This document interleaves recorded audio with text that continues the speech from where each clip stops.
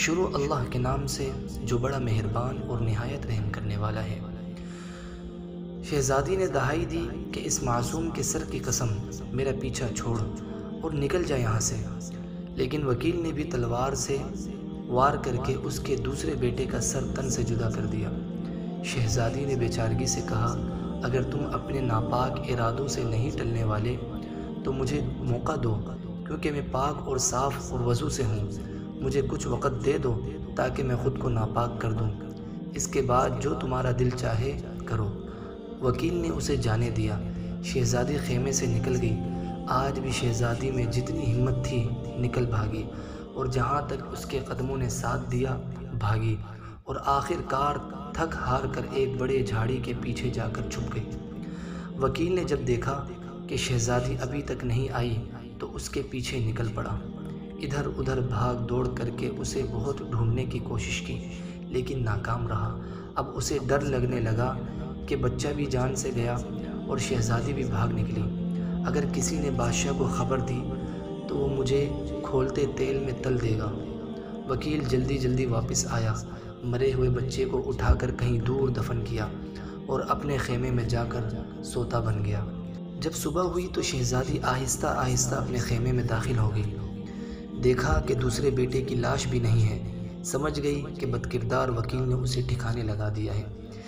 بیچاری کس پر اعتبار کرتی، اس لیے چپ رہی۔ لشکر پھر شہزادی کے باپ بادشاہ کے ملک کی طرف روانہ ہو گیا۔ آج شہزادی اکیلی ایک بیٹے کے ساتھ غموں کا انبار لیے اونٹ پر سوار تھی۔ جب تیسرے منزل پر پڑاؤ ڈالا گیا تو آج وزیر اور وکیل نے اپنے خیمے شہزادی کے خیمے سے بہت دور کھڑا کروا دیے تھے۔ وہ شرمندہ شرمندہ شہزادی کے سامنے آ ہی نہیں رہے تھے۔ حیران اور پریشان تھے کہ جب بادشاہ کو پتہ چلے گا تو اسے کیا جواب دیں گے۔ آج جیسے ہی شہزادی کا خیمہ کھڑا کر دیا گیا تو دیکھا کہ قاضی صاحب اپنا خیمہ اس کے خیمے کے سامنے کھڑا کروا رہے ہیں۔ شہزادی نے اسے بھی سمجھانے کی کوشش کی، لیکن قاضی بدذات بھی ٹلنے والوں میں سے نہیں تھا۔ آج کی رات بھی شہزادی کے لیے قیامت کی رات تھی۔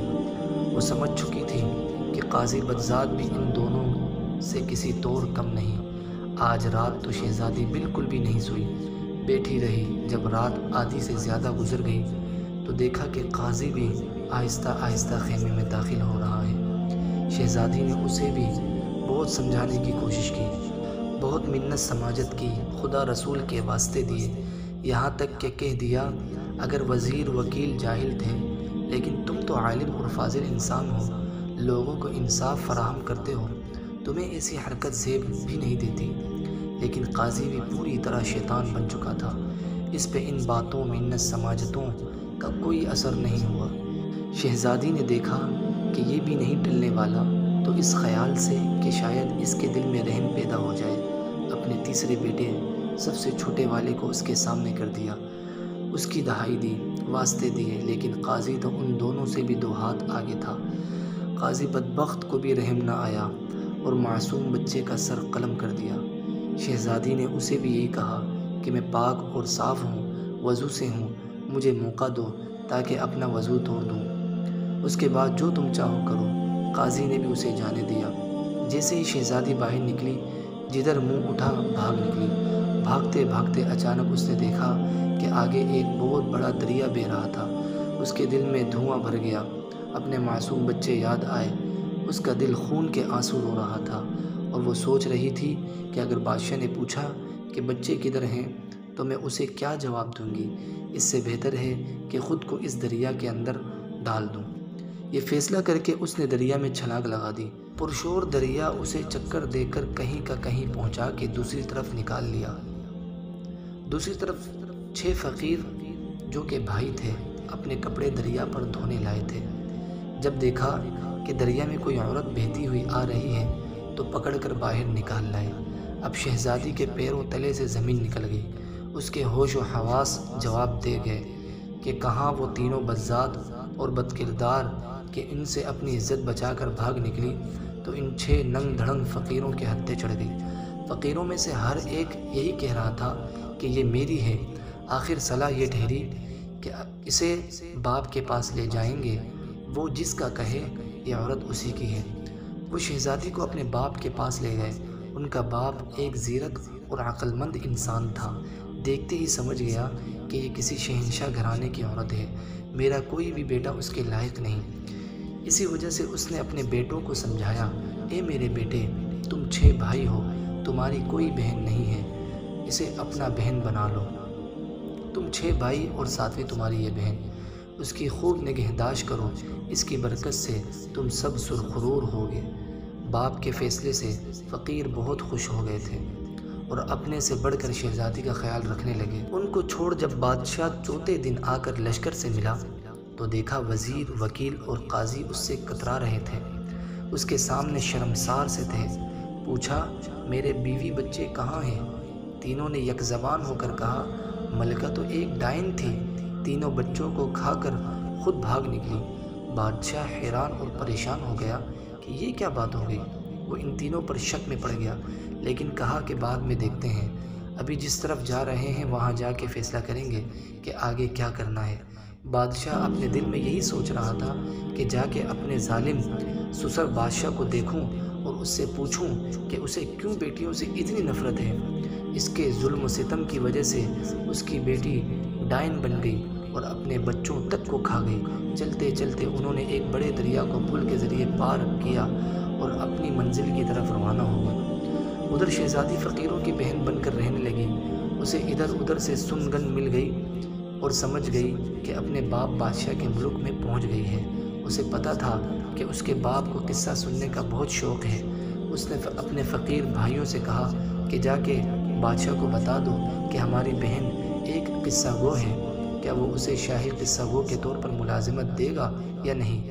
فقیروں نے بادشاہ کے دربار تک رسائی حاصل کر کے اس کو یہ گوش گزار دیا کہ ہماری ایک بہن ہے جو بہت اچھی قصہ گو ہے، اگر اسے پسند ہو تو اسے قصہ سنوانے کے لیے لے کر لائیں۔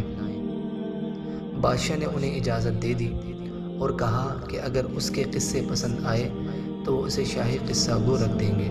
شام کو فقیر شہزادی کو لے کر بادشاہ کے دربار میں حاضر ہوئے۔ شہزادی نقاب میں تھی اور درمیان میں بھی پردہ حائل تھا۔ اس نے بادشاہ کے لیے ایک قصہ سنایا جو بادشاہ کو بہت پسند آیا۔ اس نے خوش و خرم ہو کر فقیروں کو بہت سا انعام اور اکرام دیا۔ فقیر انعام اور اکرام لے کر بہن کے ہمراہ واپس گھر آئے۔ وہ پہلے ہی بھیک مانگنے سے بیزار تھے، اس لیے بہت خوش تھے۔ ہر رات آ کر بادشاہ کو ایک نیا قصہ سناتی، بادشاہ سے داد اور انعام اور اکرام پا کر واپس اپنے فقیر بھائیوں کے ساتھ گھر لوٹ آتی۔ فقیروں کی جان بھی بھیک مانگنے سے چھوٹ گئی۔ ایک رات جب وہ آئی تو دیکھا کہ آج تو اس کا شوہر بادشاہ، وزیر، وکیل، قاضی وغیرہ بھی اس کے باپ بادشاہ کے ساتھ بیٹھے ہوئے ہیں۔ شہزادی نے سوچا آج تو قصہ مزہ کرے گا۔ شہزادی آج بھی ہر روز کی طرح نقاب میں تھی، پردے کے دوسری طرف آ کر اپنی جگہ پر بیٹھ گئی اور اپنے باپ بادشاہ سے کہا، بادشاہ سلامت، آج میں ایک بہت خاص داستان سنانے والی ہوں۔ اگر کسی کو کوئی حاجت درپیش ہوئے تو ابھی سے اٹھ کر رفع حاجت پوری کرے۔ داستان کے درمیان کسی کو اٹھنے کی اجازت نہیں ہے۔ اگر کوئی اٹھ گیا تو میں داستان سنانا بند کروں گی اور آئندہ کے لیے بھی کوئی قصہ سنانے نہیں آؤں گی۔ بادشاہ نے سب کو حکم دیا۔ سب نے اقرار کیا کہ وہ داستان کے درمیان نہیں اٹھیں گے۔ شہزادی نے داستان سنانا شروع کی۔ ایک ظالم بادشاہ تھا، اسے اپنے گھر میں بیٹی کی پیدائش پسند نہیں تھی۔ جب اس کے گھر میں لڑکی پیدا ہوئی تو اپنی بیوی کو اسے مارنے کا حکم دیا۔ اس کی بیوی نے دائی کے ذریعے اپنی بیٹی کو بچا کر اس کی پرورش کی۔ ایک دن اس لڑکی پر بادشاہ کی نظر پڑی جو اب جوان ہو گئی تھی۔ بادشاہ نے اس بوڑھی دائی کے گھر اپنے لیے رشتہ بھیجا، لیکن دائی نے تسلیم نہیں کیا۔ بادشاہ نے اس پر ظلم و ستم ڈھائے۔ تب دائی نے بتایا کہ وہ لڑکی اسی بادشاہ کی بیٹی ہے۔ بادشاہ حیران ہوا کہ یہ تو میرا قصہ ہے جو یہ خاتون سنا رہی ہے۔ بادشاہ نے بہت سے ہیرے جواہرات شہزادی کی طرف پھینک کر کہا کہ دیکھنا داستان کو بند مت کرنا۔ شہزادی نے ہیرے جواہرات فقیروں کی طرف پھینک دیے جو اسے پا کر بہت خوش ہوئے۔ شہزادی نے داستان جاری رکھتے ہوئے کہا، بادشاہ نے بیٹی کو اپنے بیٹے کے حوالے کر کے کہا کہ اسے جنگل میں لے جا کر قتل کر دے اور اس کی آنکھیں اور خون نکال کر اسے دکھا دے۔ لیکن بھائی کو اپنے ہاتھوں سے بہن کو قتل کرنا گوارا نہ ہوا اور اپنی بہن کو جنگل میں چھوڑ کر واپس آیا۔ جنگل میں وہ لڑکی بہت عرصہ رلتی رہی، یہاں تک کہ اس کے جسم پر اس کا لباس تار تار ہو کر گر گیا اور وہ جنگل میں بیابان میں بے لباس وقت گزارنے لگی۔ بادشاہ عمر گزرنے کے باعث اب بوڑھا ہو گیا تھا۔ اسے پہلے ہی سے اپنی بیٹی کے ساتھ کیے گئے ظلم و ستم سے بہت پشیمانی اور پچھتاوا تھا۔ جب اسے داستان کے ذریعے اپنی بیٹی کے متعلق پتہ چلا، اس کی آنکھوں میں آنسو امڑ آئے۔ شہزادے کو بھی احساس ہوا کہ یہ تو میری بہن کا قصہ ہے۔ اس نے بے چین ہو کر کچھ اور ہیرے اور جواہرات شہزادی کی طرف پھینک دیے اور کہا کہ داستان جاری رکھنا، رکنا مت۔ فقیر بھائیوں کے تو اتنے انعامات دیکھ کر بادشاہ کھل اٹھیں۔ شہزادی نے کہا، ایک دن ایک بادشاہ کا گزر اسی جنگل سے ہوا۔ لڑکی کو دیکھا اور اسے اپنے ساتھ اپنے ملک لے جا کر اس سے بیاہ رچایا۔ شہزادی کا شوہر بادشاہ، جو پہلے بڑی دلچسپی اور انہماک سے داستان سن رہا تھا، چونک پڑا کہ یہ تو میرا اور میری بیوی کا قصہ لگ رہا ہے۔ اس نے بہت سے ہیرے جواہرات نکال کر شہزادی کی طرف پھینک دیے اور کہا کہ دیکھنا، داستان آخر تک سنانا، مجھے اس داستان کو پورا سننا ہے۔ فقیر بھائیوں کے تو پیر خوشی سے زمین پر نہیں پڑ رہے تھے۔ شہزادی نے داستان جاری رکھی۔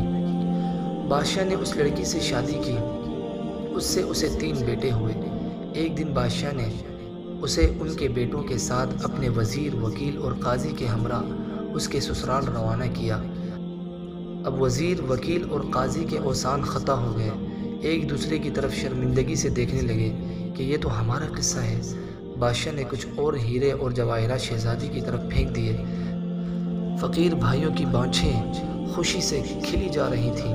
پہلی منزل پر بادشاہ کا وزیر ناپاک ارادے سے اس کی طرف بڑھا اور اسے بدی کے لیے تنگ کیا۔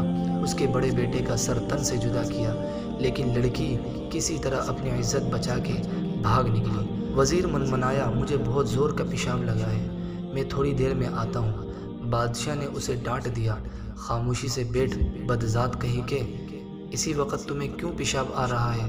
وزیر چپ کر کے بیٹھ گیا۔ دوسرے منزل پر اسی طرح وکیل بھی اپنے ناپاک ارادوں کے ساتھ لڑکی کو بدی کے لیے تنگ کیا اور اپنے ناپاک عزائم کو پورا کرنے کے لیے اس کے دوسرے بیٹے کا سر تن سے جدا کرنے سے بھی باز نہ آیا۔ پر پاک دامن لڑکی نے یہاں بھی اپنی عزت بچائی اور بھاگ کر کہیں چھپ گئی۔ اب وکیل ہکلایا، بادشاہ سلامت، مجھے زور کی حاجت پیش آئی ہے، بس میں یوں گیا اور یوں آیا۔ بادشاہ نے وکیل پر آنکھیں نکالی، بس کر بدذات، اور خاموشی سے بیٹھ، جب حقیقت ظاہر ہو رہی ہے تو تم لوگوں کو حاجت پیش آ رہی ہے۔ وکیل بھی خاموشی سے بیٹھ گیا۔ تیسرے منزل پر قاضی بھی اللہ رسول کو بھول کر بدی کے لیے لڑکی کو تنگ کرنے لگا اور اس ظالم نے اس کے تیسرے بیٹے کا سر قلم کیا۔ لڑکی نے پھر اپنی عزت بچائی اور بھاگ کر ایک بڑے دریا میں کود گئی۔ قاضی نے بھی کوئی نہ کوئی بہانہ کرنے کی کوشش کی، لیکن بادشاہ نے اسے بھی ڈانٹ کر چپ کروا دیا۔ دریا نے لڑکی کو کہیں دور لے جا کر دوسری طرف پھینک دیا، جہاں اسے 6 فقیروں نے دیکھا اور اسے دریا سے نکالا۔ اب فقیر بھائیوں کی ہنسی بند ہو گئی کہ ہو نہ ہو یہ ہماری بہن کا ہی قصہ ہے۔ وہ بھی چپ سادھ کر بیٹھ گئے۔ فقیر اس لڑکی کو اپنے باپ کے پاس لے گئے کہ عقل مند باپ نے اس لڑکی کو ان 6 بھائیوں کی بہن بنا دیا۔ اس کے باپ بادشاہ کے آنکھوں سے جھل جھل کر آنسو بہہ رہے تھے۔ دونوں بادشاہوں نے ہیرے جواہرات کے ڈھیر ان کے سامنے لگا دیے کہ خدا را داستان کو جاری رکھو۔ لڑکی کو کسی طرح پتہ چلا کہ اس کے باپ بادشاہ کا ملک ہے۔ اسے پتہ تھا کہ اس کے باپ کو داستان سننے کا بہت شوق ہے۔ اس نے اپنے بھائیوں کے ذریعے بادشاہ کو کہلوا بھیجا کہ اگر اسے منظور ہو تو آ کے اسے داستان سنائے۔ یہاں پہنچ کر اس کے باپ بادشاہ کا دل چور چور ہو گیا۔ وہ ایک فریاد مار کر اٹھ کھڑا ہو گیا۔ شہزادی نے بھی اپنے چہرے سے نقاب اٹھا دی تو اس کے شوہر بادشاہ نے بھی شہزادی کو پہچان لیا۔ باپ بیٹی کو اور شوہر بیوی کو پا کے بے طرح خوش ہو گئے۔ دونوں نے وزیر، وکیل اور قاضی کو پکڑا۔ ان سے کہا کہ بول، کیسی سزا چاہیے؟